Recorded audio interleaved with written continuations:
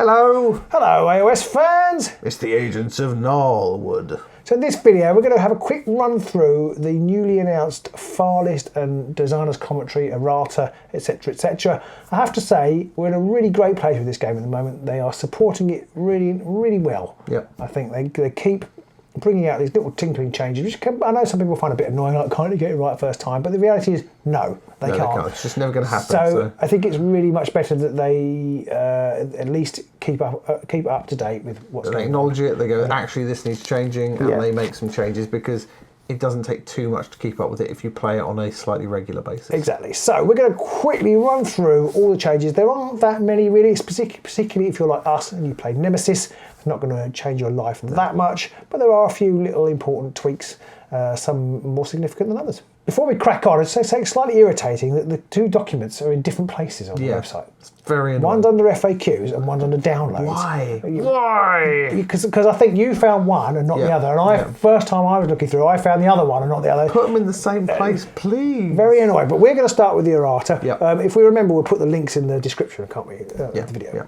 So the first change is to the Your Hand description in the advanced rules section. And I just want to say at this point, it makes absolutely no sense that they call some of it advanced rules, because they're not advanced rules, they're just the rest of the rules. It's not like you can not play them for the first few games. So well, actually you can do this now. I've got 100 cards, because it doesn't say, but you can now do this. Players can contain any number of power cards and objective cards. Yeah. Obviously you can't really have 100, because you have to have a way of putting them in there. Yes. Because the rules are normally pretty specific when you can or cannot exceed. But basically this is to I think to deal with the new Armies that are coming, the new Blakeoven, they're not called Blakeoven, the new Daughters of Cain that are coming, and of course the old Loon Court, who can have multiple objectives in your hand. And we'll come on to the Loon Court clarifications in a minute.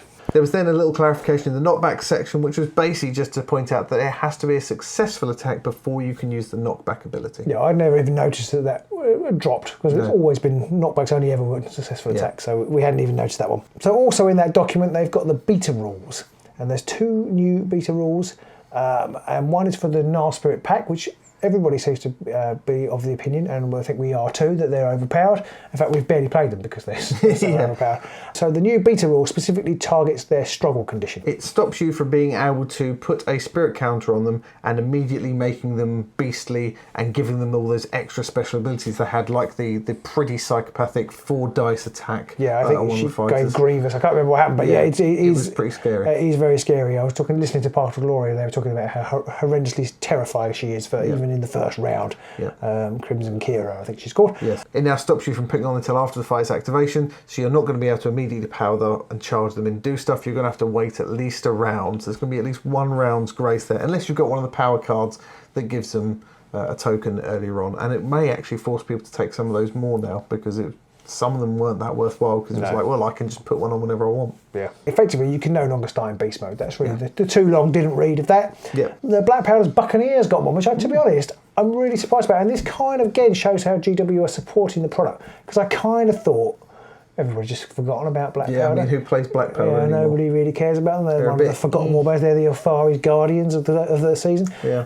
Although people do still play those. So they've had a little boost to their light-fingered reaction, which is the one that the minions can do to pinch stuff and get swag. Yeah, before, you used to have to be able to actually make an attack against the fighter, succeed, and for them to have an upgrade that you would then destroy. And there are a lot of situations where that wouldn't happen. Either the fighter that you were targeting didn't have any upgrades on them, or they had an illusion upgrade, which meant it got broken before you could steal it, that kind of thing. So it made it very hard to get any of that swag. Get any swag. Yeah, so now it's really quite nice. And there's a very slight tweak, which is that it used to be only on the fighter's attack action, but now if one of the minions is adjacent and Black Powder shoots, then they can still do the light finger reaction, which is better. We're going to try that out, I think, because I can't really quite get in my head around how much better or worse, well, it won't make it any worse, but how much better it's going to make him. So I think we'll have to try that one out soon. I think we played, the last game we played, you had the Illusory Might deck, and I had Black Powder, which meant I couldn't get any swag, because all of your upgrades would break.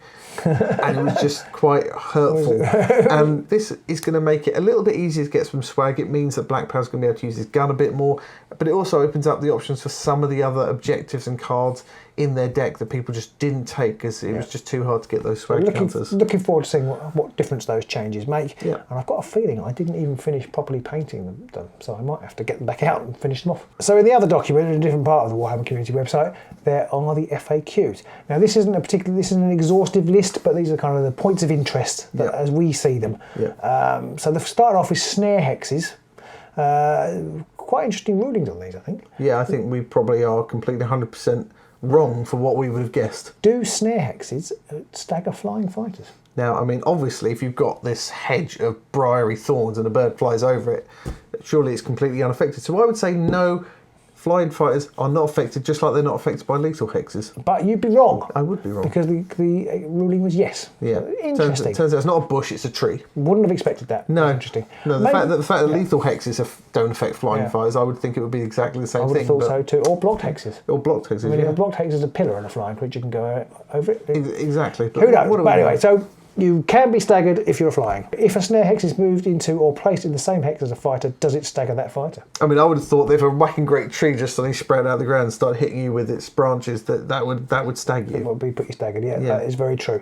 So, but anyway, they're interesting interpretations and very clear ones. Can't really argue. There's no interpretation there, so that's good. So basically, no, you're not staggered in that situation. So they formalised the plunder rule, which I think we kind of unofficially knew. Yes. So basically, if you take somebody out of action, then you can place an available feature token, but it's not a snare hex. It has to be a printed objective token. Yes.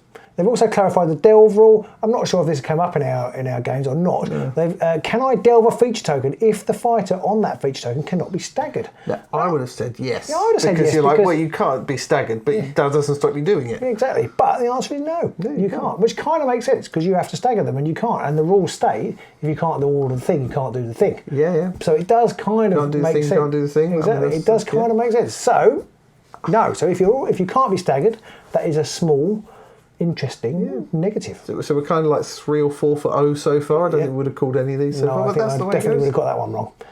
They formalised dub with a whole load of questions. Yep. Things like, can I use the dub reaction in the end phase? No. Fine. No, for quest objectives, can I score a quest objective that I've not given a friendly fighter?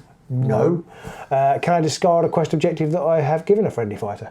No. And that's quite interesting, I think, because I think I did in one of our games. Because it kind of makes sense that if you've got an objective stuck on a fighter that you now can't score, it only seems fair that you go, well, I can't score this now, so I'm just going to get rid of it. Yeah. But you can't. But no. I suppose it doesn't really matter because it doesn't affect... I think when we played it, we were more wary of it not affecting the number of cards, which... do quest objectives that I have given to friendly fighters count as objective cards in my hand? No. In the end phase, do I draw objective cards until I have 3 in my hand, regardless of the number of quest objectives that my fighters have? Yes. When I score a surge objective, do I draw another objective card even if I have 3 objective cards in my hand? Yes. That's a surge quest objective. I may have missed that bit out when I was reading the question. So that's interesting, and I think I had heard that that's how it was being played. Yeah. But I mean, I do feel like a couple of these things that kind of show that GW perhaps didn't play test things as heavily as they should, because I would have expected most of those to have been and I feel like to be explained. I feel like they should have come with a plot card. They could have just to explain these kind of things. Why didn't they give it a plot card? It could have just answered all of those. I would say maybe future editions will, but they won't. No, they won't. There were 3 more small changes in that we just want to quickly run through as well. They're slightly interesting ones, but nothing major. Yeah, I think there were other changes, but these are just the ones that I particularly noted. Sudden demise. Can I score an objective through damage dealt by an attack action on a gambit, e.g. making a point? Now, I think we actually ruled this correctly in our game. I think we called this one right, because I think I did have this one. Basically, so making a point is where you... it triggers an attack action. Triggers an attack action. It's not the gambit that does it. It's an attack action. It's not like Call of Darkness or whatever it is, where it just does a damage on somebody. Yeah, so that ruling, I think, makes sense. And is how we called it. Yep. The card Prospector from the Daring Delver's deck. If I use the ability on this upgrade to place a snare hex under a fighter, is that fighter staggered? Which they did cover earlier on, but I think we would have called it and said yes if we didn't know that. If you were putting it, because I think you can choose which way around you put it, can't you? So actually, it's sort of, because I think I would normally put it cover hex, but maybe always put as Cavex so you weren't staggered. Yeah. Maybe. Yeah. Maybe you can put it snare, maybe now. I don't know. Call to heal from the Tooth and Claw. Can I use this gambit to push a fighter that is adjacent to a single friendly fighter so that it is still adjacent to that single friendly You fighter? run them round the fighter to a different angle or something like that. And I would have absolutely sure they would rule this as no. Yeah. But it doesn't say closer to. No. It's yes. It's just push a fighter adjacent to. And it has the word to, but I mean, you have to have that word anyway, adjacent to. Yeah. But I think a lot of people would think about a lot of the older cards, which always used to be closer to. Yeah. And it was a case of if you're already next to them, you can't push them round. But like you say, this one doesn't mention closer at all. And I think there's a lot of people's season 3 or 4 brains just sitting there going, well, you're not closer, so you can't do it. Yeah. But it's not the case. So they are the designer comments of note that we thought were worth picking out. There are new rules for the Relic format and the Nemesis format and the Rivals format. The Nemesis and the Rivals I don't think have changed at all. No. I had a look at the Relic format. It's still interesting that the Championship gets lumped into Relic format. Very weird. Very weird. Still And not sure why. I wonder whether they might change the plot card rule. I'm hoping they But do. they haven't.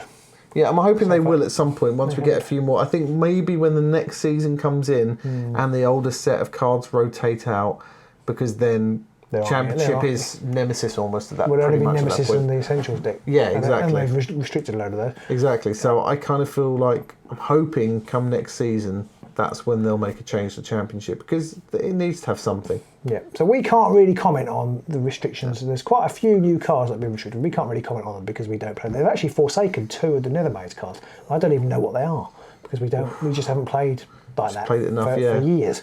Nethermaze, who cares about Nethermaze? No, it doesn't affect the Nemesis format because the Nemesis format is the Nemesis format. There isn't a far list. But I did notice that they've actually restricted 3 Gnarl Spirit pack cards and 3 Tooth and Claw cards, which would mean if you're playing Gnarl Spirit, Tooth and Claw, Nemesis, probably you're going to have 6 restricted cards in your deck, which kind of suggests the Gnarl Spirit pack. It always feels like that they should be allowed. You should have the restricted cards from Championship in Nemesis. It does, because in those situations, if you've got Morgox or Hrothgorn or the Thorns, and you're taking some of these more powerful decks, they had a load of restricted cards in their own. So I feel like there should be something in there to only let you have 3 of them, like in Championship. Yeah, maybe they're just worried that there aren't enough alternative choices with the cut down decks. But I'm not sure. I mean, I would be interested to try it. I don't know which. I haven't looked at enough cards to know which ones you would get rid of. So they are the main changes. So I hope you found that useful.